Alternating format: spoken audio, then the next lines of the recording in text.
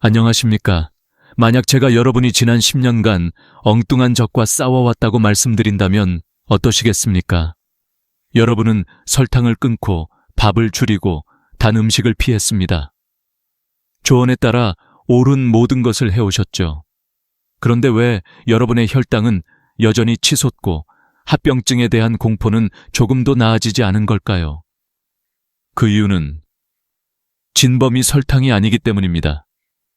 여기 한 가지 실험이 있습니다. 한 그룹에게는 정제된 설탕 한 그릇을 먹게 했습니다. 두 번째 그룹에게는 기름에 흠뻑 젖은 한 접시를 먹게 했습니다. 결과는 모든 전문가를 경악하게 했습니다. 기름진 고기를 먹은 그룹이 설탕을 먹은 그룹보다 혈당이 더 빠르고 더 높게 치솟았습니다. 이 말도 안 되는 일이 어떻게 가능할까요? 비밀은 바로 인슐린 저항성이라는 것에 있습니다. 그리고 이것을 일으키는 주범이 바로 여러분이 매일 먹는 기름입니다. 저는 이 영상에서 여러분께 고행승처럼 절제하라고 말씀드리지 않을 겁니다. 오히려 반대로 계란과 고기, 심지어 죽까지 과학적으로 먹는 방법을 알려드릴 것입니다. 왜 설탕 조절보다 기름 조절이 더 중요한지 그 이유를 해독하고 여러분이 식단을 완벽히 통제하며 인슐린 저항성을 물리치고 더 이상 합병증을 두려워하지 않는 건강한 삶을 살 수 있도록 7가지 황금률을 제공해 드리겠습니다. 우리는 먼저 한 가지 중요한 사실을 알아야 합니다. 우리 피 속에 있는 당, 즉 혈당은 우리가 먹는 설탕과 다릅니다. 우리가 밥을 먹든 고기를 먹든 채소를 먹든 모든 음식은 몸속에서 소화되어 포도당으로 변하고 이것이 바로 혈당이 됩니다. 그렇다면 왜 의사들은 혈당 조절이 안 되는 것은 대부분 기름 때문이라고 말할까요? 여기서 가장 중요한 개념인 인슐린 저항성이 등장합니다. 쉽게 설명해 보겠습니다. 우리 몸의 췌장은 인슐린이라는 호르몬을 만듭니다. 인슐린의 임무는 혈액 속의 포도당을 세포 속으로 밀어넣어 에너지로 쓰게 만드는 열쇠 역할입니다. 혈당이 세포로 들어가면 피 속의 혈당 수치는 자연스럽게 내려갑니다. 하지만 우리 몸에, 특히 간과 근육에 지방이 너무 많아지면 세포에 열쇠 구멍이 녹이 세운 것처럼 꽉 막혀버립니다. 이게 바로 인슐린 저항성입니다. 인슐린이라는 열쇠는 분명히 있는데 문이 열리지 않는 겁니다. 그러면 우리 몸은 어떻게 반응할까요? 췌장은 혈당을 낮추기 위해 야근과 특근을 불사하며 인슐린을 평소의 2배, 3배로 쥐어짜냅니다. 양으로 밀어붙여서 억지로 문을 여는 것이죠. 단기적으로는 혈당이 조절되는 것처럼 보일 수 있습니다. 하지만 이렇게 과부하가 걸린 췌장은 결국 지쳐 쓰러지거나 파업을 선언하게 됩니다. 바로 이때 췌장이 더 이상 인슐린을 만들어내지 못하게 되면서 우리의 혈당은 통제 불능 상태로 치솟게 되는 것입니다. 이것이 기름진 음식이 설탕보다 무서운 이유입니다. 한 전문가가 아주 흥미로운 비교 실험을 했습니다. 혈당이 높은 사람에게 한 끼는 설탕을 직접 먹게 하고 다른 한 끼는 기름을 듬뿍 넣은 동파육을 먹게 했습니다. 결과는 어땠을까요? 놀랍게도 기름진 동파육을 먹었을 때의 혈당이 설탕을 직접 먹었을 때보다 더 빠르고 더 높게 치솟았습니다. 대량의 지방이 우리 몸의 인슐린 저항성을 순간적으로 최악의 상태로 만들었기 때문입니다.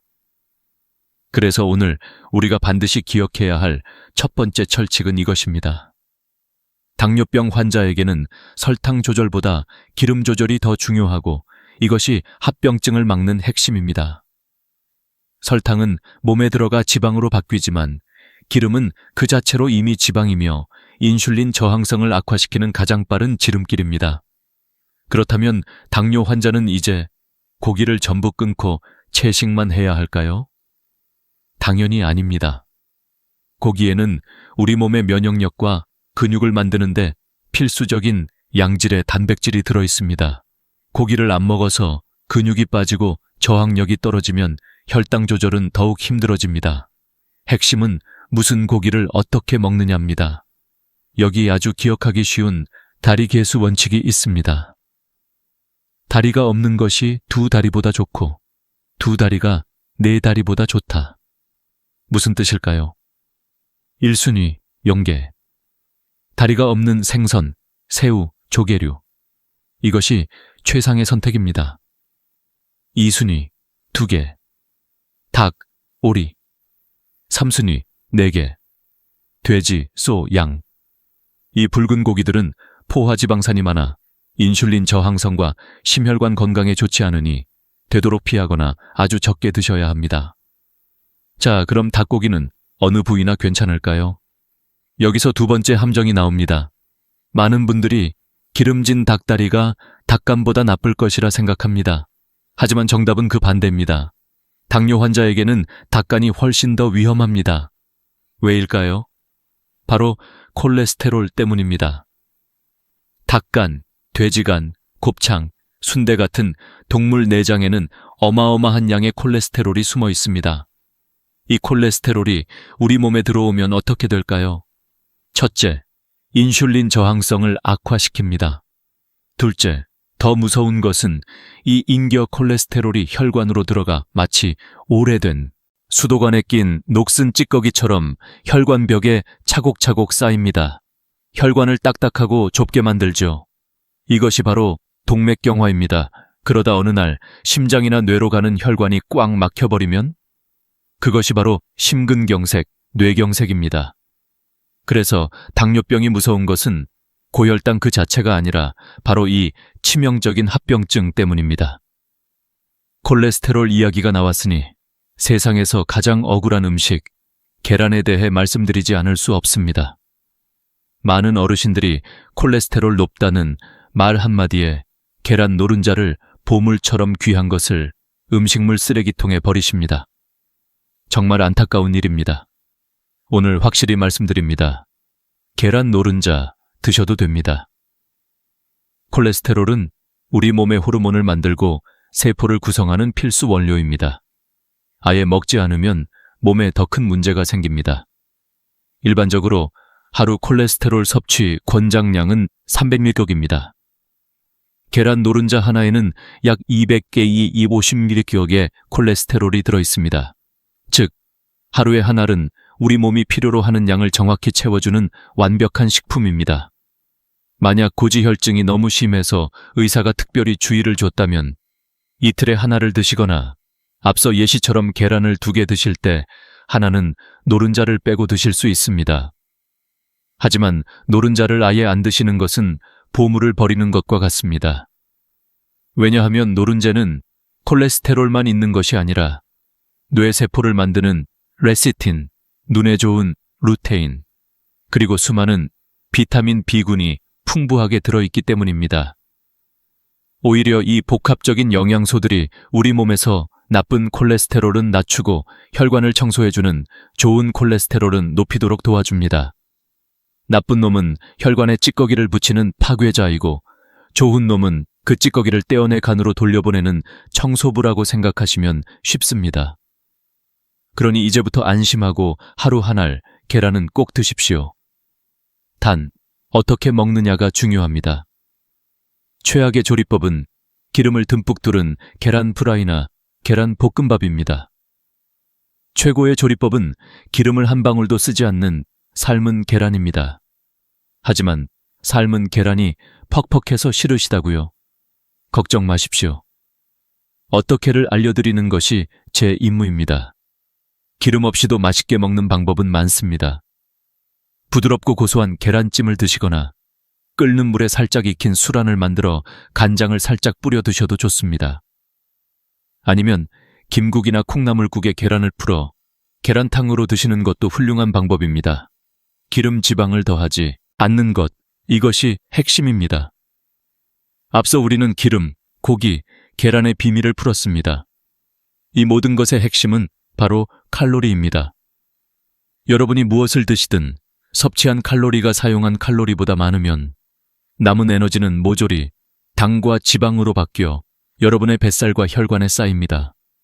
그래서 무엇을 먹느냐보다 얼마나 먹느냐가 더 중요할 수 있습니다.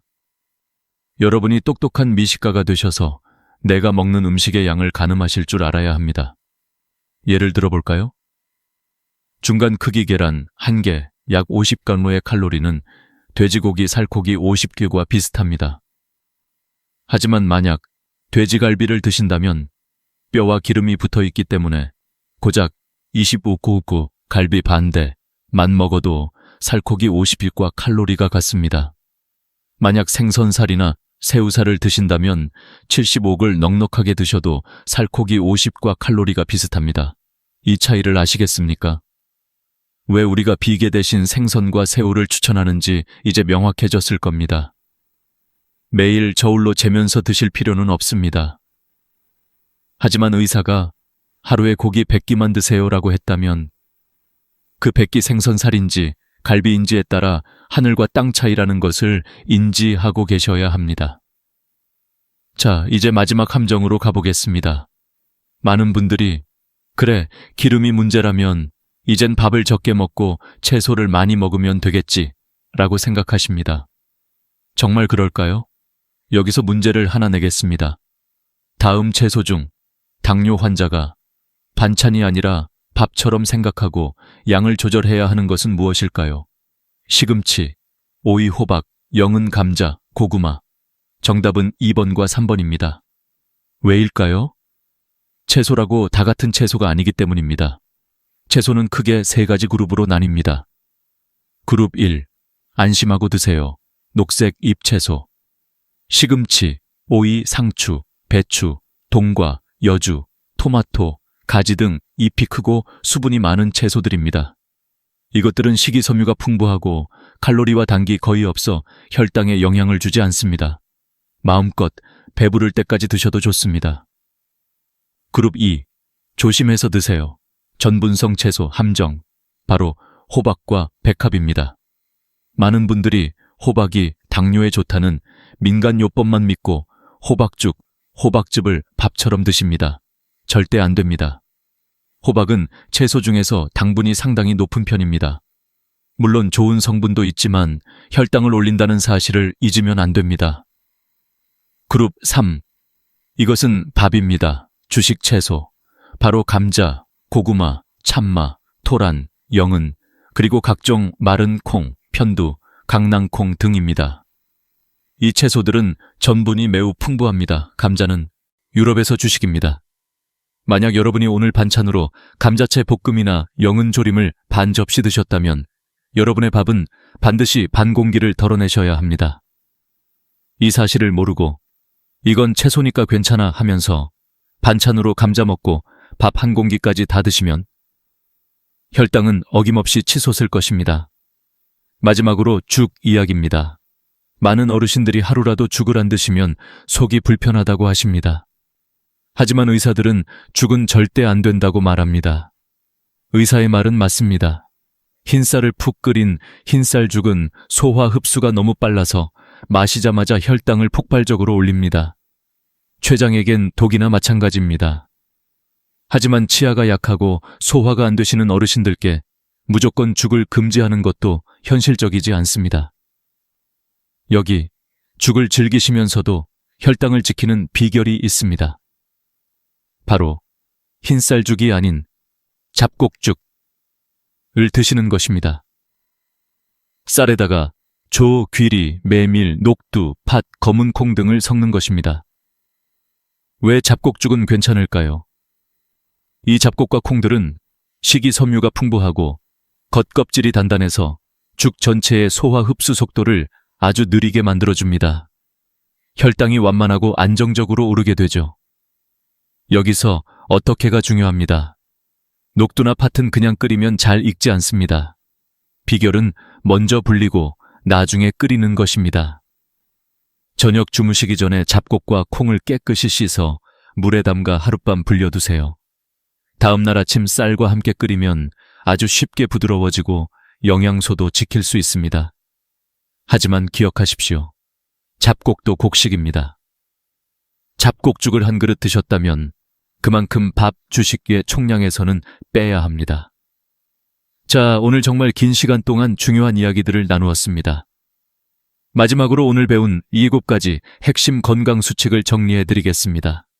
이것만 기억하시면 여러분의 혈당과 합병증 걱정은 끝입니다. 첫째, 설탕 조절보다 기름 조절이 더 중요하다. 여러분의 혈당을 망치는 진짜 범인은 인슐린 저항성을 일으키는 기름입니다. 튀김, 볶음, 비계를 멀리 하십시오. 둘째, 고기는 다리 개수 원칙을 기억하라. 다리 없는 생선, 새우, 용게, 닭, 오리 2개, 돼지, 소, 양 3개, 순입니다. 셋째, 동물 내장은 콜레스테롤 폭탄이다. 합병증이 두렵다면 간, 곱창, 콩팥은 반드시 피하십시오. 넷째, 계란 노른자는 보물이다. 하루 한 알의 완전한 계란은 나쁜 콜레스테롤을 청소해주는 좋은 콜레스테롤을 만듭니다. 절대 버리지 마십시오. 다섯째, 조리는 찜과 삶기가 최고다. 프라이팬 대신 찜기를 사용하십시오. 기름을 원천 차단하는 것이 비결입니다. 여섯째, 전분 채소를 구별하라. 감자, 고구마, 영은, 호박은 반찬이 아니라 밥입니다. 이것을 먹었다면 밥 양을 반드시 줄이십시오.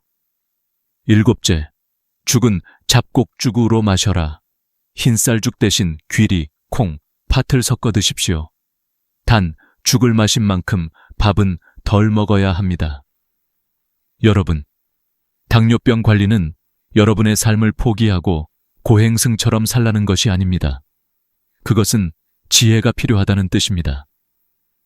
오늘 우리가 나눈 모든 방법의 궁극적인 원칙은 단 2가지입니다. 바로 총 칼로리 조절과 영양 균형입니다. 여러분이 잡곡죽을 드셨든 감자채를 드셨든 그것은 모두 하루 총 주식 할당량 안에서 계산되어야 합니다. 점심에 기름진 고기를 드셨다면 저녁은 반드시 담백한 생선이나 채소로 균형을 맞춰야 합니다. 이 음식 등가 교환의 지혜를 배우신다면 여러분은 맛있는 음식을 즐기시면서도 혈당을 완벽하게 관리하는 자유를 누리게 될 것입니다. 단순히 혈당 수치를 낮추는 것이 목표가 아닙니다. 우리의 진짜 목표는 혹시라도 내가 자녀들에게 짐이 되지는 않을까 하는 그 두려움에서 벗어나 남은 모든 날을 합병증 걱정 없이 건강하고 당당하게 독립적으로 살아가는 것입니다.